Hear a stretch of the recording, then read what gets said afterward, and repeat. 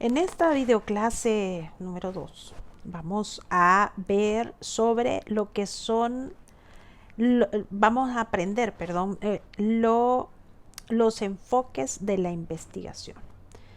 Vamos a hablar que existen dos enfoques importantes o grandes, que son el cuantitativo y el cualitativo. Y hay un tercer enfoque que es el mixto, que por consiguiente mezcla estos dos. Pero antes de continuar, creo que es importante que aprendamos o definamos un poco mejor lo que es la investigación como tal. Así que vamos a ver un video en este momento que creo que nos va a ayudar a entender esta parte.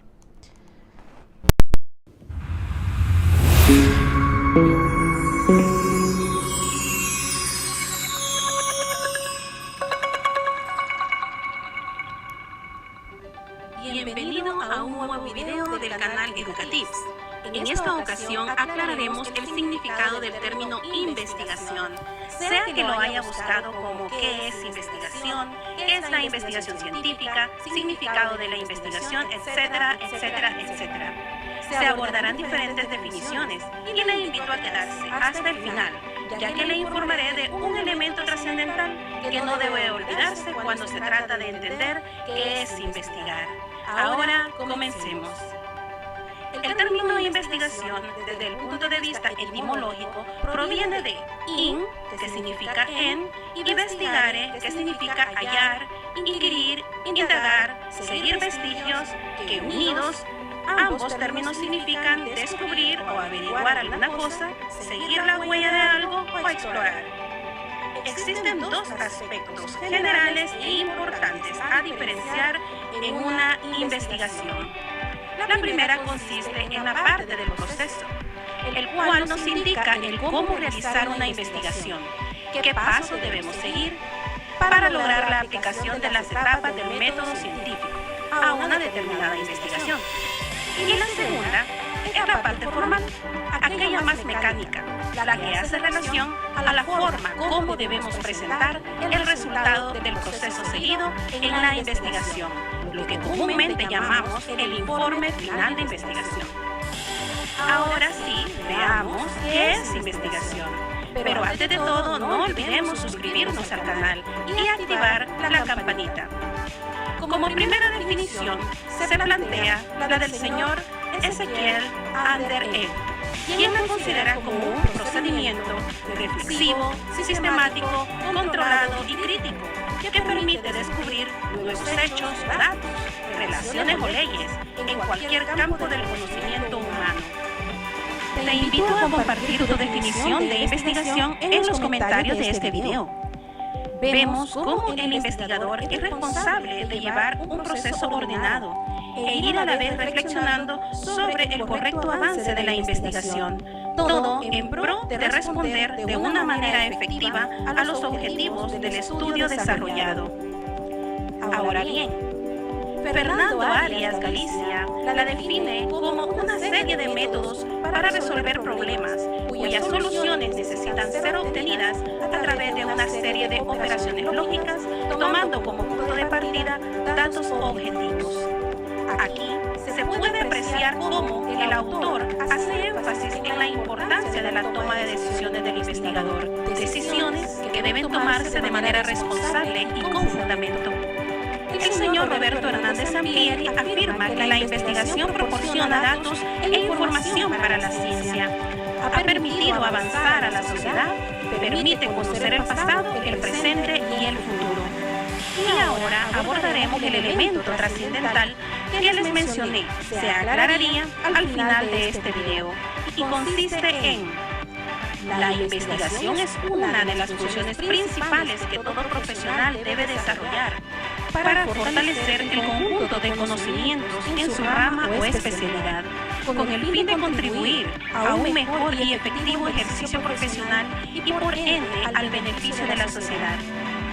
No se puede concebir a un profesional que no haga investigación, ya que ésta le da la autoridad necesaria para presentar no solo lo que otros han investigado, sino también sentirse parte del conjunto de conocimientos obtenidos mediante el método científico llamado ciencia.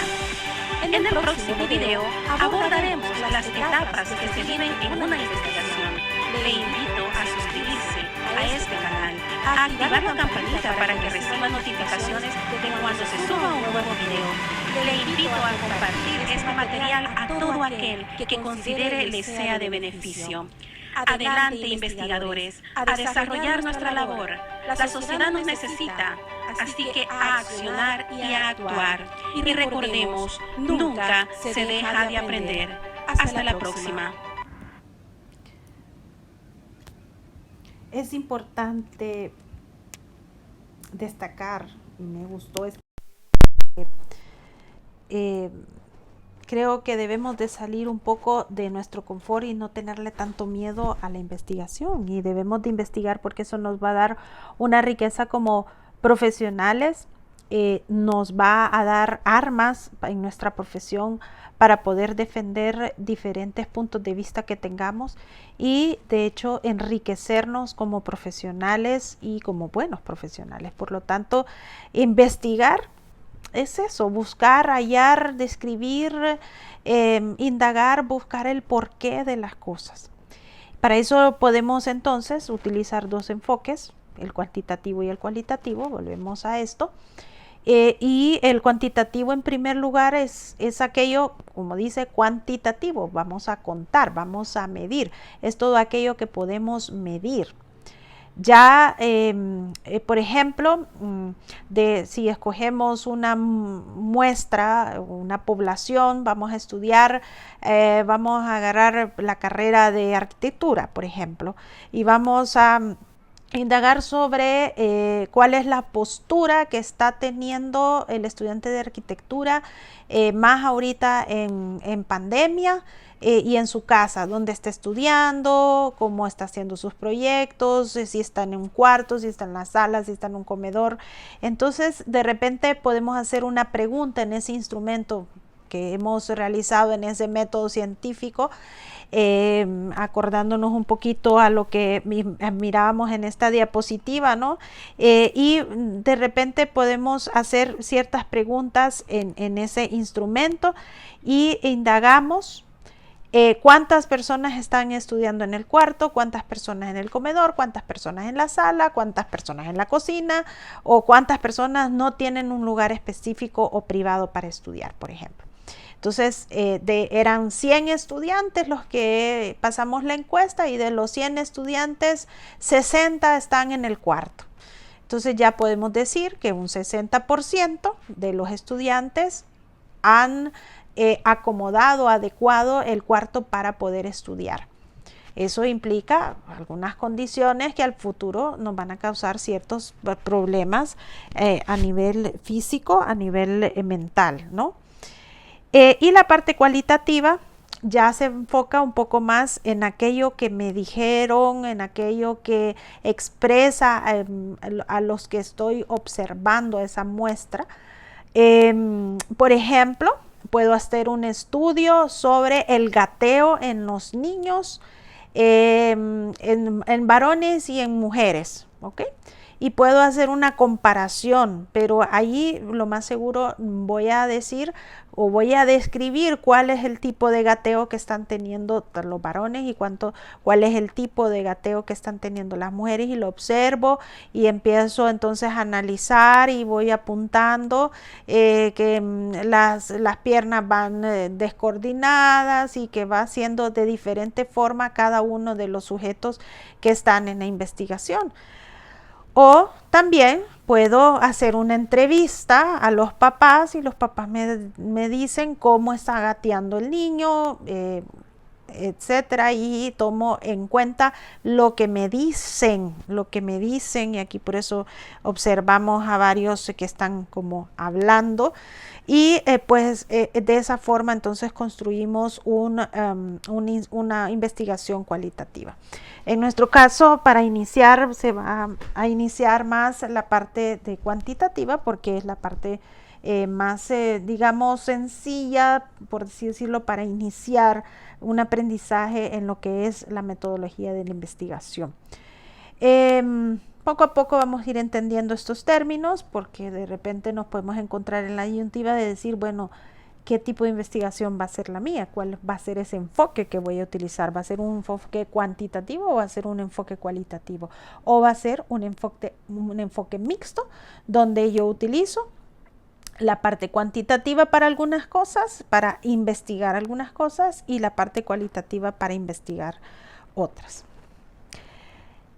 Y aquí pues siempre tenemos que ir viendo esas estrategias que están relacionadas entre sí, como es la observación y la evaluación del fenómeno, cómo establecer suposiciones o ideas, ¿sí?, en relación a ese fenómeno que estamos estudiando, cómo establecer suposiciones o ideas y fundamentos, o sea, ya algo que ya me diga, esta idea o esta suposición es así por esta y esta razón, es decir, ya hay un fundamento que me lo va caracterizando esa misma investigación que voy haciendo.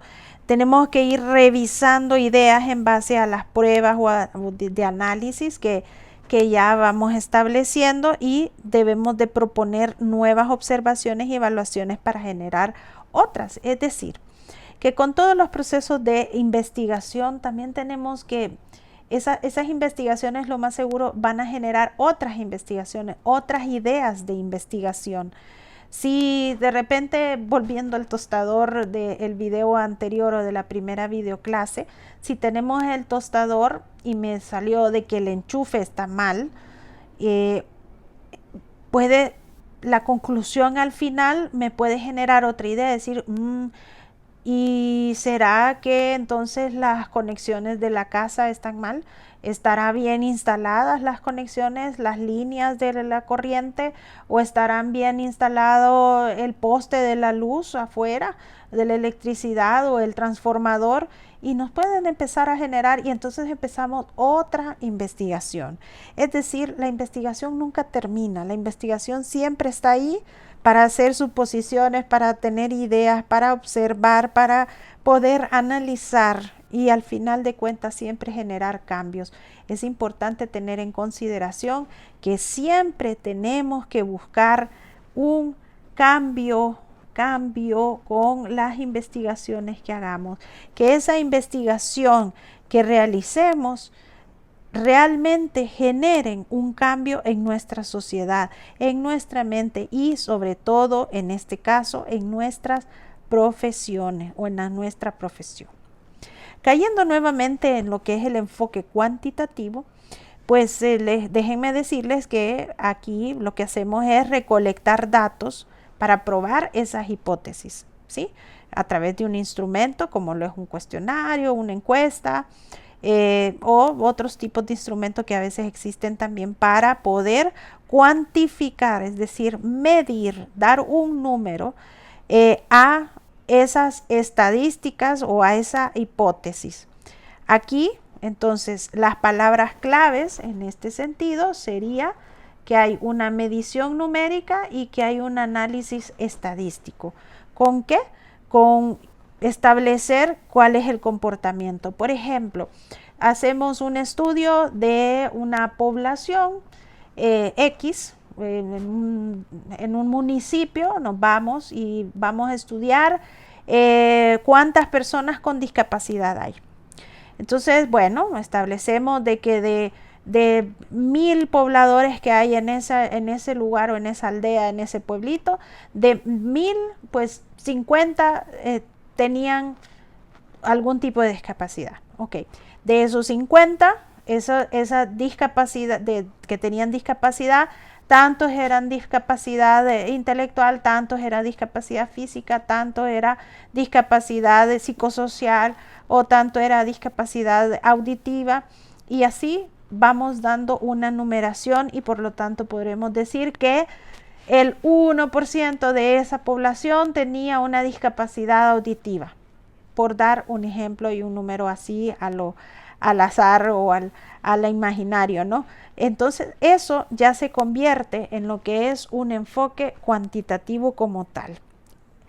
Y de esta forma podemos determinar si en esa población de repente me salió que el 60% de las personas que tenían algún tipo de discapacidad era más una discapacidad física, ¿sí? O era una discapacidad intelectual. ¿Ok? Entonces podemos tener esa numeración y podemos decir que la mayor parte, al final, generamos esa teoría, que la mayor parte de las personas con discapacidad en ese poblado tienen una discapacidad física. Es un ejemplo. Si indagamos factores, digamos, sociales, podemos decir o pudimos haber encontrado en ese estudio de que de ese 60% de las personas con discapacidad física, el 10% no tienen el apoyo de la familia. Entonces todo eso nos va dando un comportamiento de cómo está siendo, digamos, la discapacidad en ese poblado, dando ese ejemplo. El enfoque cualitativo, a diferencia del cuantitativo, utiliza una recolección y un análisis de datos para afinar las preguntas de investigación o revelar nuevas interrogantes en el proceso de interpretación. Es decir, vamos generando, ya sacamos estos datos estadísticos y de repente decimos, pero qué raro, porque las personas con discapacidad, este 10% que no tiene el apoyo de la familia, ¿por qué será? Y de repente entonces empezamos a indagar a las familias, nos vamos a la comunidad, indagamos a la familia y vamos viendo de que posiblemente el papá tiene una condición de alcoholismo, que la mamá es una persona que ha sufrido violencia doméstica, que tienen varios hijos y por lo tanto a la persona con discapacidad no le han dado como la atención que realmente se merece. O hablamos con la familia y tal vez tengan una percepción de la discapacidad de que ya son personas que no sirven o que no pueden hacer diferentes actividades. Podemos encontrar tantas cosas y tantas interrogantes y tantas interpretaciones que tal vez se pudieron haber generado de ese estudio cuantitativo, que primero fue numérico, pero después generamos esas otras cualidades y esos datos se colocan también pues en el informe de investigación. Así que con esto hemos terminado el día de hoy y pues espero que les haya gustado y que podamos seguir aprendiendo sobre la investigación y le perdamos el miedo. Muchas gracias.